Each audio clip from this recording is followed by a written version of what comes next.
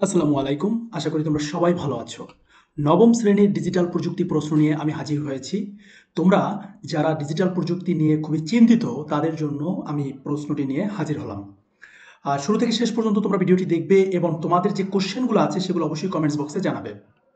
তোমাদের প্রথম কালকে এভাবে একটা কোশ্চেন আসবে যে প্রকল্পের নাম সাইবার নিরাপত্তা বিষয়ক সচেতনতামূলক তথ্য উপস্থাপন, এরকম কিছু একটা এইভাবে লেখা থাকবে। লেখা থাকার পরে তারপর তোমাদের কাজগুলো দেওয়া হবে।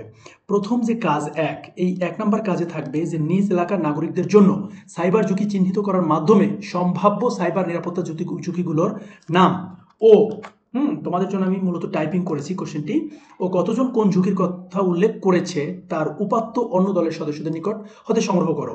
তার মানে সাইবার নিরাপত্তার ঝুঁকি, তাহলে তোমাদের এখানে সাইবার নিরাপত্তাগুলোর ঝুঁকির নামগুলোই করতে হবে।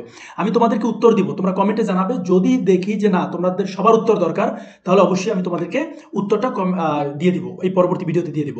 ২ নম্বর কাজ আছে যে ঝুঁকিগুলো তোমার হচ্ছে ১, ২, ৩ ক্রমানুসারে রূপান্তর করে সংগৃহীত উপাত্তের ভিত্তিতে নিজের নমুনার মতো স্প্রেডশিটে উল্লেখ করো। এটা একটা স্প্রেডশিট, আমি একটু বড় করে তোমাদেরকে দেখাচ্ছি।